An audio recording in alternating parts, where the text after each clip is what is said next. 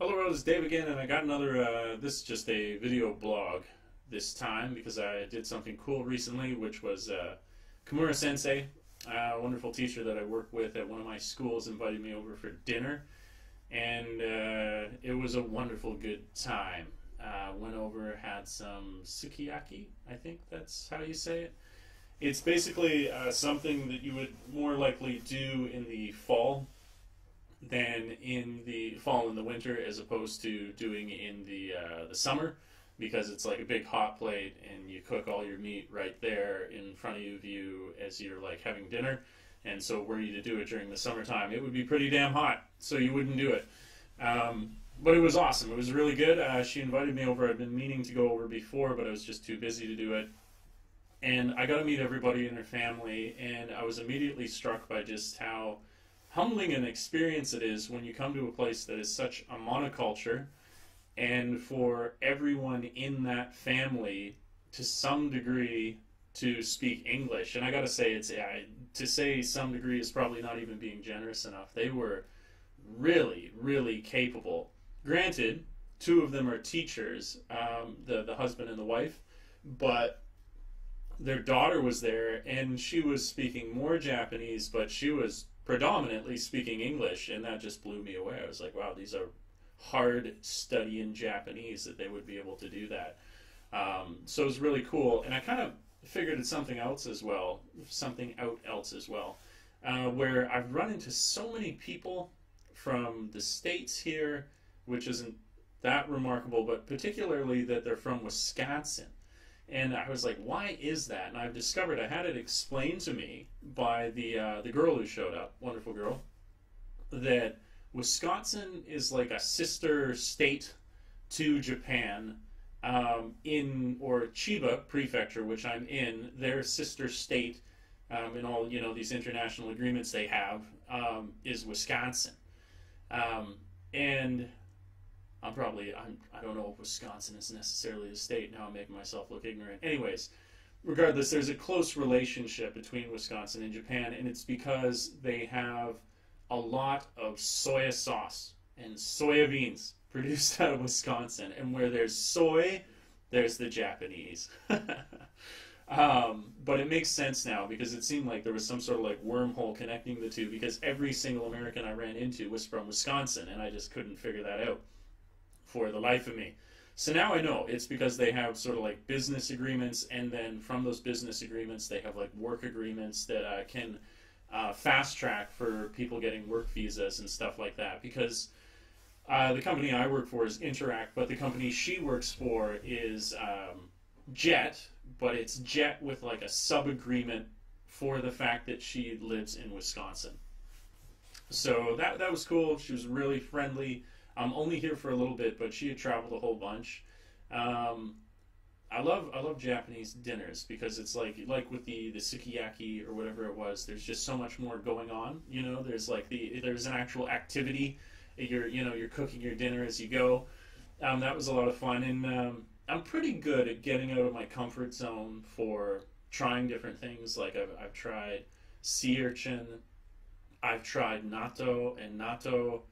Every time I like to shock the Japanese, because they're like, "Oh, do you like natto?" And I'm like, "Oh, daisuki desu. I love it," And that's a complete lie. Natto is, I think, the most difficult thing I've ever eaten in my life. It's the equivalent of eating, just like, the slime that you see in Alien, when the alien like extends its second mouth, like that dripping slime. It's like fermented beans sitting in that kind of slime, and it tastes how you would imagine licking the second mouth of the alien would be. It's just that horrible, but it's incredibly healthy.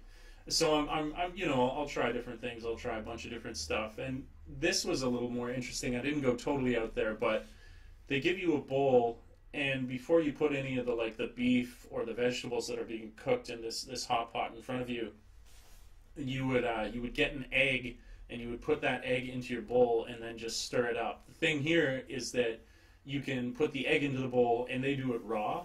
But for myself, the foreigner, they gave me the option. They said, we have a medium rare egg that is like partially cooked. And I've just been so out there trying like the different things, eating the natto, which I had to focus, getting sweats, trying to put that down. That I just opted for the medium rare egg, but then you stir that up and you start to put stuff into it, and it was really really good. That was not so out there as like sea urchin or the natto. So that was really good. The food was excellent, and I do ever so love the drinking culture of Japan because her husband, Kimura Sensei's husband, he had bought I don't know how many bottles of wine. There was a lot of wine going around that table, and it was awesome. I can't remember the name of it, but I was telling him since I've come to Japan, I have not once drank wine, so both white and red. It was my first experience with Japanese wine, and he did say that the grapes that we had were native to Japan, that they're primarily grown here. They might be grown other places in the world, but they kind of like started out here. So I thought that was really cool and unique. It tasted good. I had no problem drinking it. I drank a lot of it.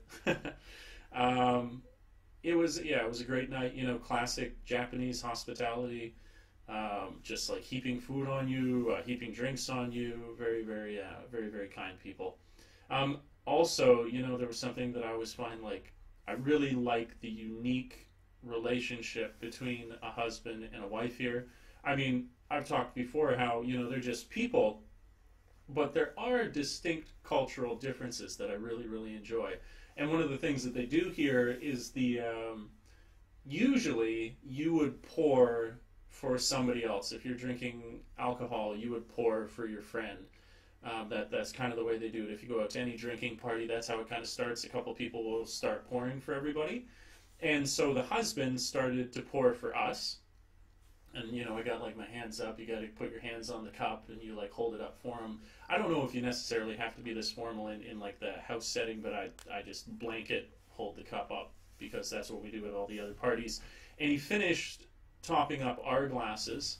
And when he did, he went to fill his own, and his wife didn't even say anything. She just walked up and like put her hand up and took the bottle from him and then like poured his glass. And it was all like without a word being spoken, a very touching thing to behold, I'm not saying that Japanese relationships are flawless. There's a lot more complexity to it without going into all those darker details, devil's in the details. But a lot of aspects of it are really, really amazing and unique and loving and wonderful to observe. So that was really, really cool. And we just chatted all night, talked about anything and everything, travel around Japan, interesting places to go. Okinawa, that's a big one. I would love to go there.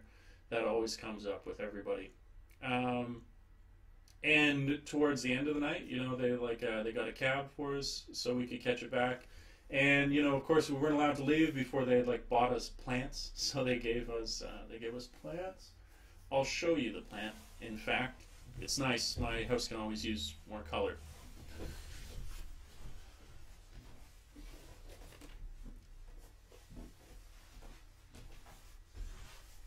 Look at that. Look at that.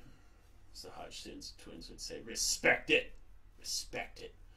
So I'm stoked about that. I got a nice plant out of going to visit. And of course, like I would recommend to anybody who was teaching over here, if you can, do these kinds of things because then your relationship is forever improved.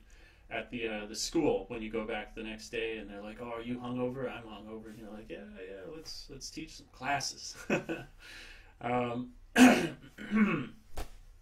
But yeah, just a wonderful experience. I'm always trying to get out to those if I can get invited to somebody's house. And also for me, it's kind of cool. This is a weird detail, but I always make a point to notice it, is where I live is very kind of cookie cutter, and it's not typical. I mean, there are aspects of my house that are typical of the Japanese culture, like the bathroom and all those kind of things.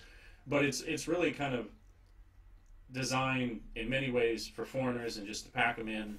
And it's not particularly Japanese. And so when I go to these houses, the houses in Japan are very distinct. Obviously, you got like the tatami mats. I think that's how you say it. Everything has so many sliding doors. It's just a very distinct design as compared to how the homes are created back in Canada.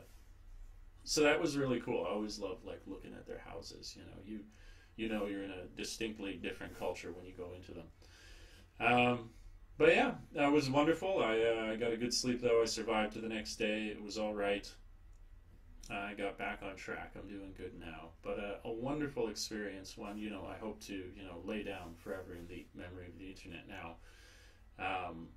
What other things? Something really cool. I mentioned in my previous video that a source for creative help that I found on the internet is this site called Fiverr. And Fiverr does anything from make logos for you to banners for your YouTube channel to music to any, like you name it, they'll do it. And it's incredibly affordable. And I wanted to get a logo made before I then have that adapted into a intro, which you can do as well. And I found a great company or a group of guys that did it, and they just finished the logo. So I'm going to have that coming up on the site soon. Can't wait to show the people because they did a fantastic job. At first, it was like kind of a shell. I was like, yeah, that's a cool design. But now they allowed 2 modifications, and not just kind of like walking away and being like, oh, I don't want to bother them. Ooh. I made my requests. I got both modifications. I used both. I've used as many as I was allowed to, and the final result is wicked. So I'll be premiering that on my channel pretty soon, and I am stoked. They did a great job. Yeah, so that's it. Doesn't need to be an epic speech that I give here. It was just a good experience getting out of the house and hanging out with some cool Japanese folks. So my contact, as always, is down below, and if you have any questions about Japan, please do write me. I've got one email I will answer shortly here.